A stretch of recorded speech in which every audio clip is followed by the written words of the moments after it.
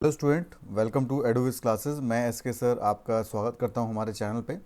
तो आज हम देखते हैं नेक्स्ट क्लास जो कि मोस्ट इम्पॉर्टेंट है और ज़्यादातर इसके जो क्वेश्चंस हैं आपके पेपर में आते ही आते हैं और ये ज़्यादा नंबर के क्वेश्चंस आते हैं। ठीक है, तो क्या है इस टॉपिक में आज हम बात करने वाले हैं। फर्स्ट जो टॉपिक है आपका जो चैप्टर चल रहा है रियल नंबर, उसमें आता है प्रूफ ऑफ इर्रेशनल नंबर। ठीक है, तो वहाँ पे ना अंडर रूट 2 भी आ सकता है, 3 भी आ सकता है, कोई भी नंबर आ सकता है। जैसे समझाने के लिए मैंने आपको अंडर रूट 2 का एग्जांपल लिया हुआ है। ठीक है, तो पेपर में अंडर रूट 2 हो सकता है या अंडर रूट 3 हो सकता है या अंडर रूट 5 हो सकता है। बेसिकली जो भी आपके प्राइम नंबर हैं उन प्राइम नंबर का अंडर रूट वहाँ पे हो सकता है। ठीक है, चलो तो हम इसको सॉल्व करते हैं।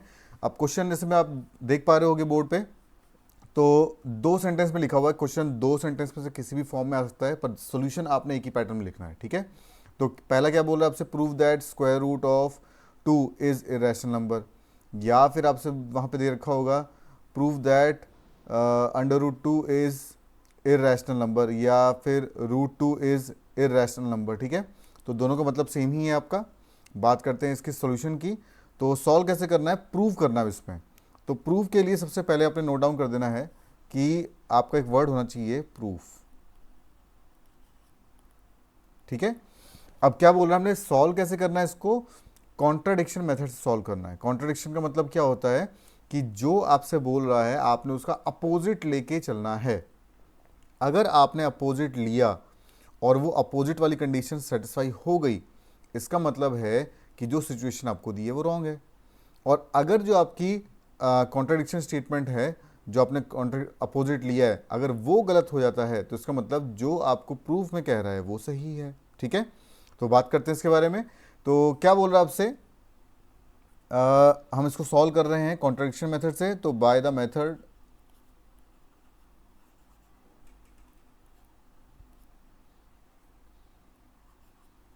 Of contradiction. ठीक है, कॉन्ट्राडिक्शन मेथड से हम सॉल्व कर रहे हैं इसको। तो आगे चलते हैं। अब सबसे पहले हमने अज्यूम क्या करना है, यहाँ पे मुझे क्लियर बोल रहा है कि अंडर रूट 2 या फिर रूट 2 जो है या स्क्वायर रूट 2 जो है वो इरेशनल नंबर है, ये हमें प्रूव करना है। तो हमने इसका अपोजिट लेना है। हम क्या अपोजिट ले रहे हैं कि रूट 2 जो है वो एक रैशनल नंबर है। तो मैंने इसको नोट डाउन कर लिया, that let assume that root 2 is a rational number. ठीक है, अब इसका मतलब अगर रूट 2 जो एक रैशनल नंबर है, तो हमने रैशनल नंबर की डेफिनेशन पढ़ी थी कि रैशनल नंबर क्या होते हैं, देन रूट 2 इक्वल टू किस फॉर्म में होगा, वो ए बाई बी के फॉर्म में होगा। ठीक है, और एक और कंडीशन इसमें क्या है, बी जो है वो ज़ीरो के इक्वल नहीं होगा।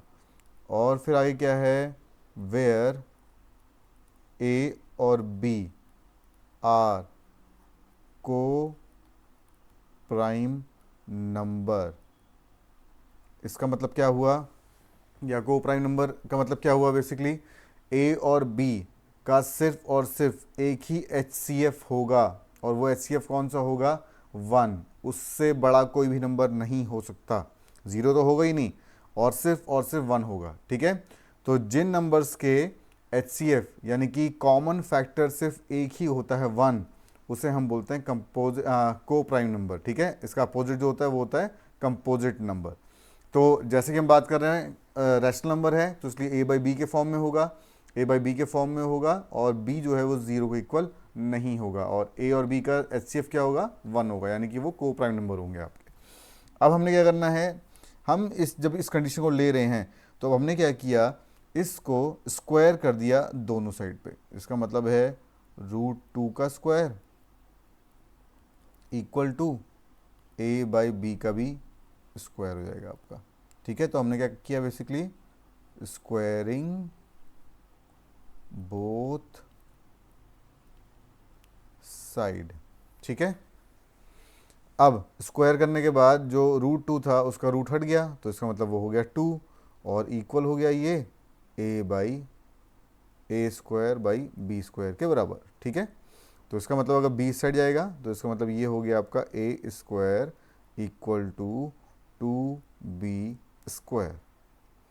अब ना एक चीज़ आपने ध्यान रखनी है, अब अगर यहाँ पे ये मोस्ट इंपॉर्टेंट पार्ट है, 2 जो है हमने गौर किया कि वो डिवाइड कर रहा है a² को।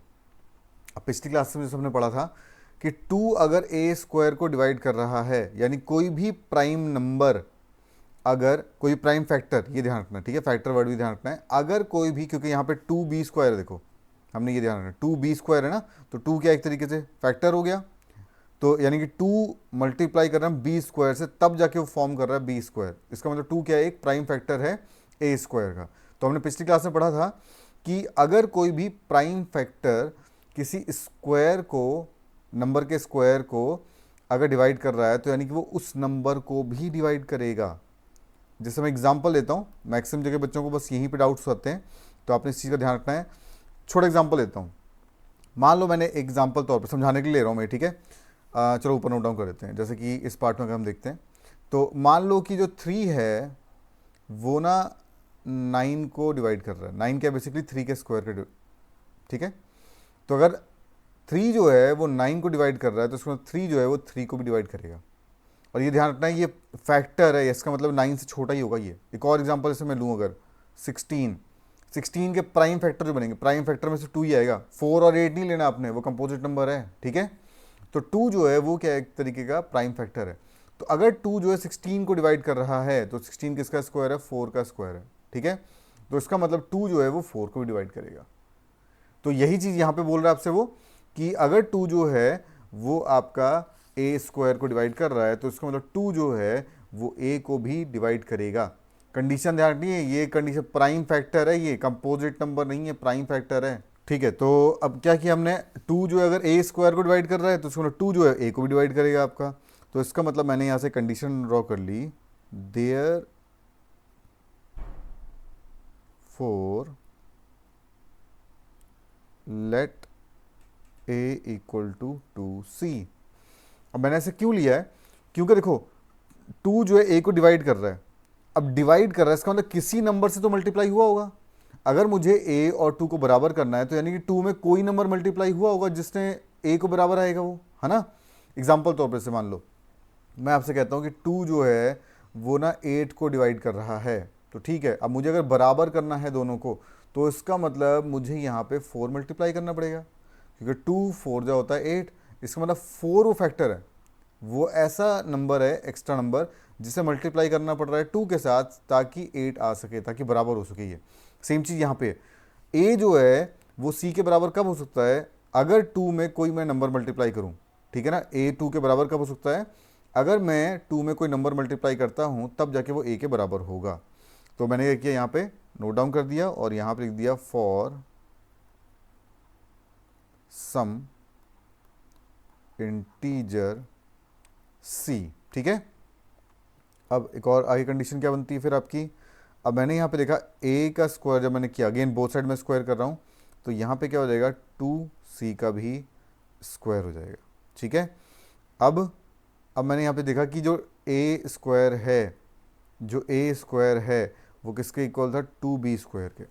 तो इसको नोट डाउन कर लेते हैं, अलग से नोट डाउन कर लेते हैं हम, ठीक है। तो a जो है वो 2b² था, तो यानी कि यहाँ पे मैंने नोट डाउन कर दिया 2b² इक्वल टू 4c²। मैंने इसको ओपन कर लिया, ठीक है। तो ये एक तरीके से क्या हो जाएगा, 4c²। तो यहाँ पे आ गया 2b² इक्वल टू 4, क्योंकि a² दोनों सेम हो गए आपके, तो इसका मतलब 2b² इक्वल टू क्या हो जाएगा, 4c²। तो मैंने नोट डाउन कर दिया इसको, 2b² इक्वल टू 4c²। अब यहाँ से मैंने नोट डाउन किया कि भाई b² जो है वो इक्वल होगा 4c² और 2 इस साइड आ गया, तो ये डाउन साइड पे 2 आ गया। अब ये कैंसिल हो गया, यहाँ पे हो गया 2, तो इसका मतलब ये हो गया 2c²। अब अगेन यहाँ से हमने, जैसे पहले हमने देखा था कि यहाँ पे क्या है कि 2 अगर डिवाइड कर रहा है b² को, तो इसका मतलब 2 जो है वो डिवाइड करेगा b को भी, ठीक है। अब अगर 2 जो है b को डिवाइड करेगा, तो इसका मतलब है, अब हमने यहाँ से एक चीज़ गौर की कि 10 2 is a common factor of A and B। ठीक है, लेकिन हमने एक चीज़ गौर की थी अभी स्टार्टिंग में, क्या बोला था हमने कि A और B का जो कॉमन फैक्टर है वो तो 1 है, बट यहाँ पे तो आ गया 2, तो इसका मतलब है, तो यहाँ से हमने क्या ऑब्जर्व किया कि हमारी असम्पशन ये थी कि A और B का कॉमन फैक्टर होगा सिर्फ 1, पर यहाँ पे तो कॉमन फैक्टर आ गया आपका 2, तो इसका मतलब है यहाँ से हमें क्लियर होता है कि जो √2 है वो is not a rational number, वो एक रैशनल नंबर नहीं है। अगर वो रैशनल नंबर नहीं है तो hence √2 is a irrational number. ठीक है, आई होप सभी को समझ में आया होगा। तो सिंपल है कि जो नंबर रैशनल नहीं है वो इरैशनल नंबर है। इरैशनल की डेफिनेशन ही यही है कि जो नंबर रैशनल नहीं है वो इरैशनल कैटेगरी के हैं। तो हमने यहाँ पे चेक किया कि √2 जो है वो रैशनल नंबर है, पहले हमने ये अज्यूम किया था, फिर जब हमने उसको टेस्ट किया तो हमारे यहाँ पे 2 जो है कॉमन नंबर आ गया, उसमें 2 जो है आपका वो HCF आ रहा है, पर हमने अज्यूम किया था 1 HCF। तो इस केस में क्या है कि जो 2 है वो कॉमन नंबर आ गया, कॉमन फैक्टर आ गया A और B का, जबकि 1 आना चाहिए था। तो इसलिए जो √2 है वो एक रैशनल नंबर नहीं है। अब वो रैशनल नंबर नहीं है तो इसका मतलब है वो हो जाएगा इरैशनल नंबर। चलो, आई होप सभी को समझ में आया होगा। तो ध्यान रखने वाली जो चीज़ है, जो आप यहाँ पे मेन ध्यान रखना है आपने, वो है आपका 2 डिवाइड्स A² वाला पॉइंट। ये मैक्सिमम जगहों पे आपको नहीं बताया जाता है, तो इसलिए आपने इस चीज़ का मेजर ध्यान रखना है और ये पेपर में नोट डाउन भी करना है। ठीक है, चलिए बढ़ते हैं क्वेश्चन नंबर 2 की तरफ। तो यहाँ पे क्या बोल रहा है, prove that 3 + √2 is irrational number. तो अब हमें क्या करना है, सेम मेथड फॉलो करना है। प्रूफ की बात कर रहा है तो सबसे पहले मैंने यहाँ पे नोट डाउन कर दिया प्रूफ। ठीक है, तो पिछली बार जैसे हमने क्वेश्चन, पहला जो क्वेश्चन सॉल्व किया था √2, उसमें हमने क्या किया था, कॉन्ट्राडिक्शन मेथड अप्लाई किया था। यहाँ पे हम सेम अप्लाई करेंगे। हमने क्या करना है, 3 + √2 को रैशनल नंबर मान के चलना है। अगर ये रैशनल नंबर आता है तो यानी कि जो प्रूफ की बात कर रहा है वो गलत है, और अगर ये इरैशनल नंबर आ जाता है तो इसका मतलब हमने जो अज्यूम किया था वो गलत है। तो इसका मतलब फिर क्वेश्चन वाला जो पार्ट है वो सही हो जाएगा आपका। ठीक है, चलिए आगे चलते हैं। तो क्या बोल रहा है आपसे, अब हमने यहाँ पे अज्यूम कर लिया कि इसको हम सॉल्व करने वाले हैं कॉन्ट्रडिक्शन मेथड से। तो by the method of contradiction, ठीक है, जिसे हिंदी विरोधाभास भी कहा जाता है। तो हमें इसे कॉन्ट्राडिक्शन मेथड से सॉल्व करना है। तो सबसे पहले हम क्या कर रहे हैं, let us assume R is a rational number। और हमने ये चीज़ देखी कि जो R है वो 3 + √2 के इक्वल हो जाए। ठीक है, क्योंकि रैशनल नंबर हो गया आपके। अब यहाँ पे क्या है कि R जब 3 इस साइड जाएगा तो हो जाएगा -3 = √2। अब हमने थोड़ी देर पहले देखा था कि √2 जो है वो क्या है, एक इरैशनल नंबर है, और R-3 जो है वो एक रैशनल नंबर है। तो एक रैशनल नंबर इरैशनल नंबर के इक्वल नहीं हो सकता। इसका मतलब जो है LHS is not equal to RHS। तो इसका मतलब है कि जो 3 + √2 है वो एक is not a rational number, वो एक रैशनल नंबर नहीं है। अब अगर वो एक रैशनल नंबर नहीं है तो इसका मतलब वो क्या हो जाएगा, इरैशनल नंबर। तो इसका मतलब है कि यहाँ से प्रूव होता है, हेंस प्रूव्ड 3 + √2 इज ए